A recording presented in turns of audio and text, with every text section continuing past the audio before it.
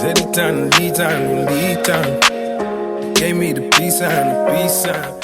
Today I got the most beautiful packages from Uncle Ron at Whoosh Motorsports, and it is the Spec D tuning taillights.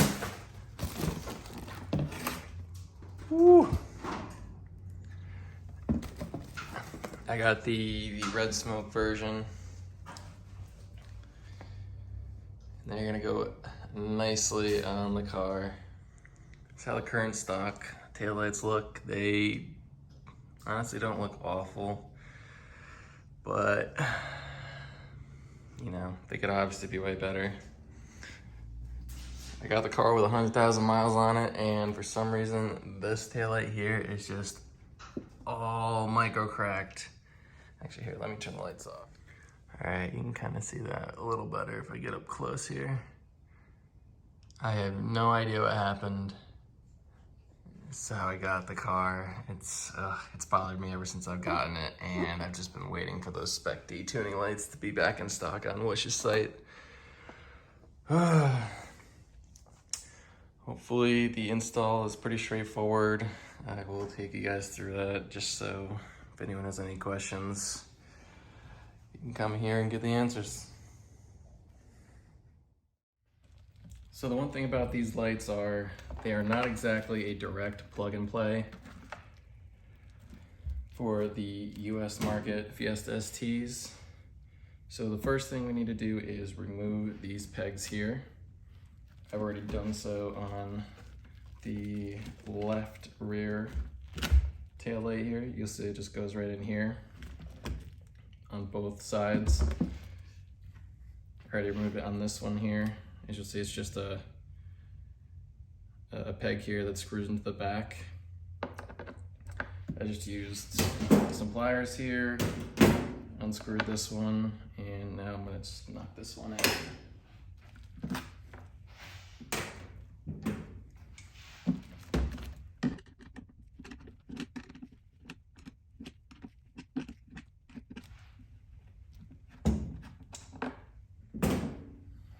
Just like that, comes right out.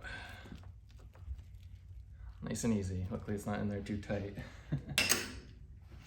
Now, the next thing we need to do before we get these installed in the car is, since these are designed for I believe the Euro spec version of the Fiesta ST, is we need to repin the wires here because they do not match up with how the receiving end of the lights are wired.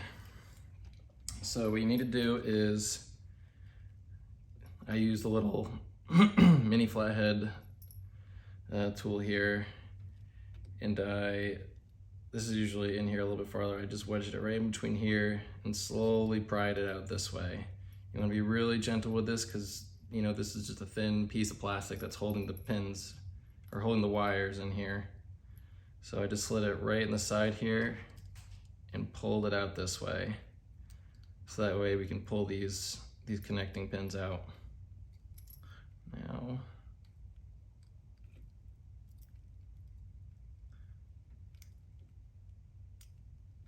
comes out just like this.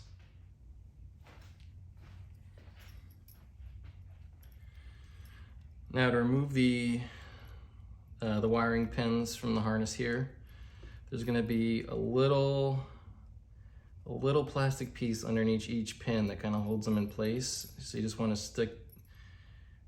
stick a small, I'm using the small thin flathead driver here just to pry the bottom up so the pin will come loose.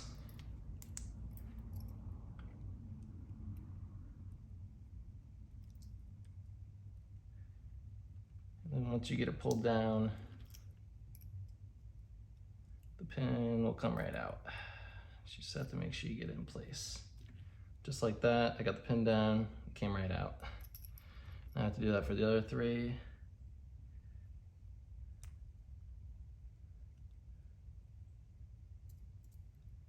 So here's the black one, boom, comes right out.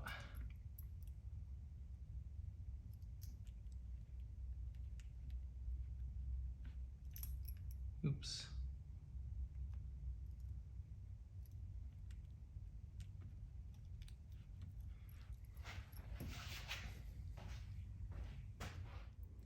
So here's a little bit better view of the harness right here. You'll see right here in the bottom, there's those little white plastic or gray plastic pieces right there.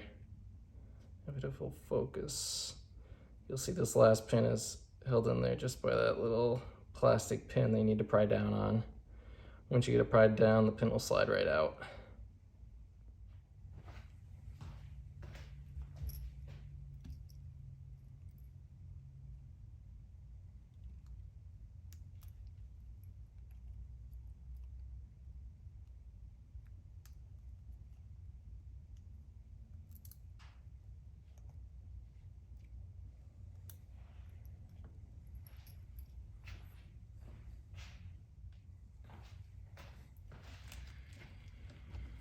So I've got the left side one done. Now I gotta move on to the passenger side. So here again, sometimes you can't get the tool down here on the side initially, so I just gently pry up on these little edges here, just to get a little bit of space on the side here so I can slip it down in between.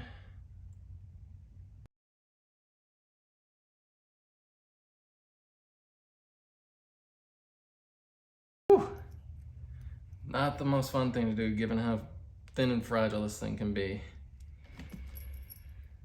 Now we'll go ahead and take out these pins doing the same thing we did on the other side. So we're gonna pull down on the little gray tab that's holding the pins in place.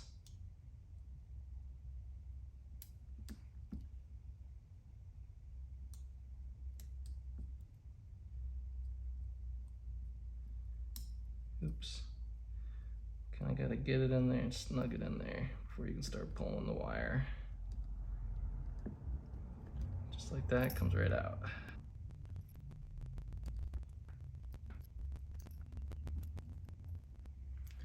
Just like that. All the wires are out, and we're gonna repin it to match what we did on the other side. So you'll see here we've got red, yellow, white, so we'll match that up. Snug them back into place.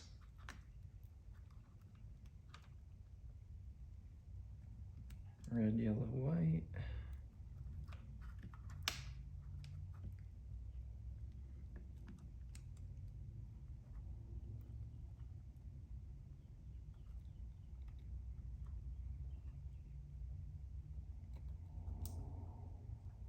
Green, the bottom left. Now with all those back in, we'll slide the holder back in here and should be ready for install. I'll just remind myself which way this goes. Oh, yep, wrong way. Just like that, we're all set.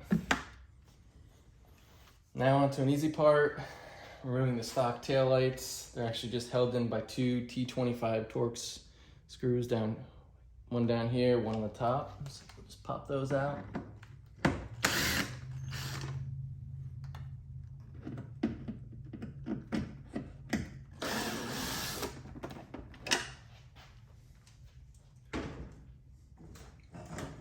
One thing I like to always have when I'm doing anything is just a magnetic tray here just to hold the screws, because you don't want to drop these or lose any of them and not be able to secure stuff back to your car. So now with these two removed, all we have to do is pull backwards and you'll see it comes right off. And once you have the light pulled off, you'll see here's the two guide pegs here. And we'll want to just pop off this rubber grommet here.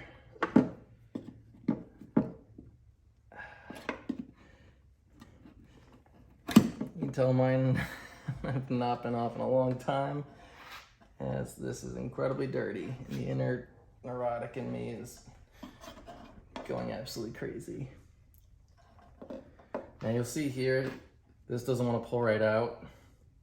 Where the wiring harness connects to the inside of the car, it's actually inside the carpeting on the inside of the boot. So we'll actually have to pop that out to get this out. So I'm just gonna leave this here and snug it back into the guide pegs for a second while I access the inside.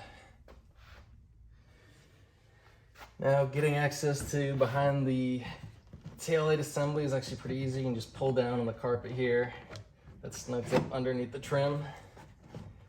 And we will quickly find the harness right here. I believe it's just, it's actually connected by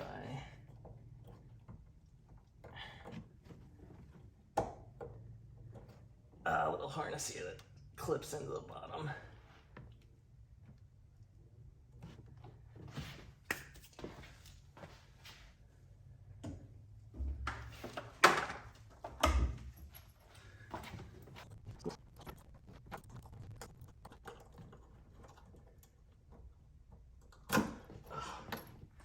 There we go.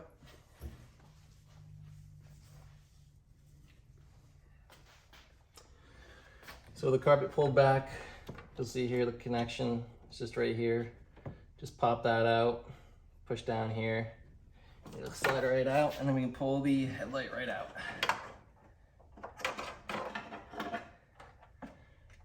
Just like that. It's out, nice and clean.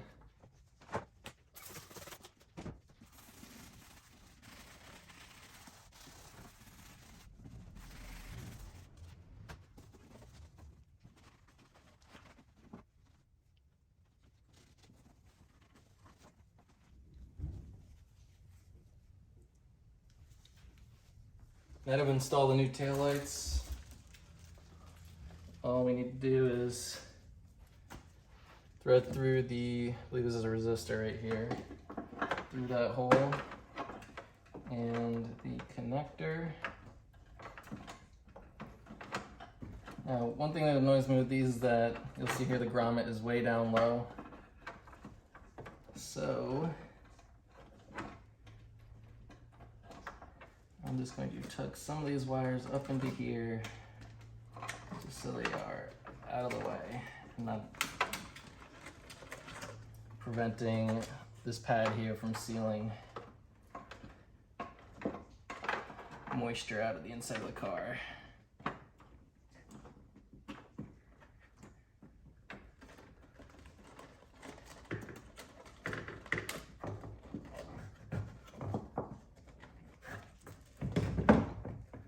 Line up the guide pegs and push the headlights in. Now on the inside, you'll see here this resistor comes with some double-sided tape. You can just attach it anywhere so it's not dangling around in here, adding more rattling noises to this cheap board. We already have enough of those. So I'm just gonna attach that inside here, but first I'm gonna make sure I have the connection first.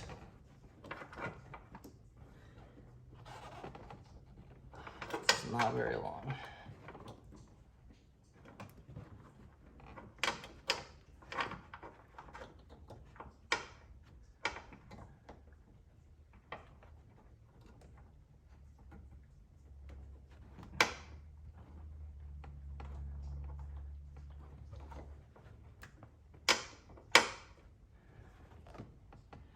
Now before I close everything up, the first thing I should probably do is test this to make sure it works.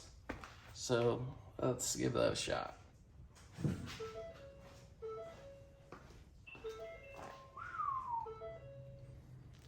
All right, the running lights work. Let's quickly check the brake light. first.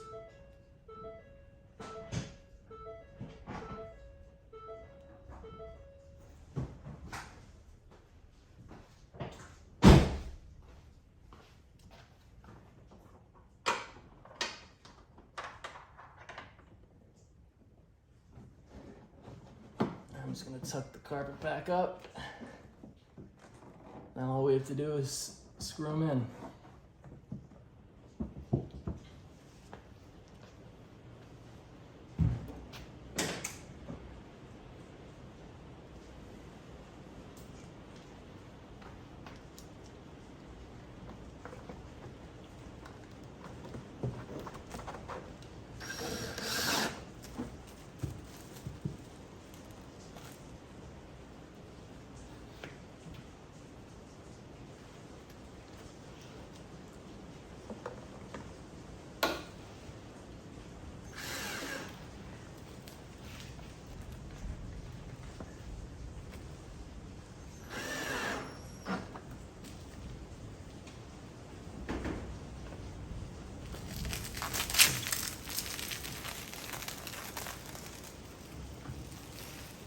Just like that, we're all set.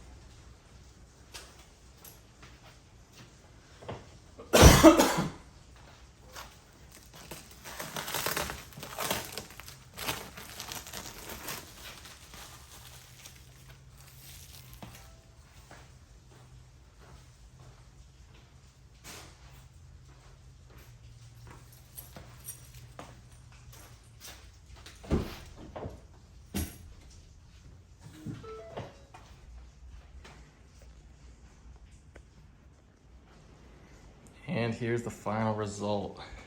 I got to say, I can't get over how much of a difference it is. It just looks so much better than those stock taillights. Those things just really date the car. You know, it's a 2014 and LEDs obviously were not a thing, really. The car's this cheap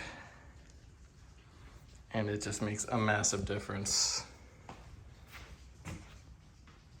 I am just really happy with this upgrade. Shout out Ron Miller at Whoosh Motorsports.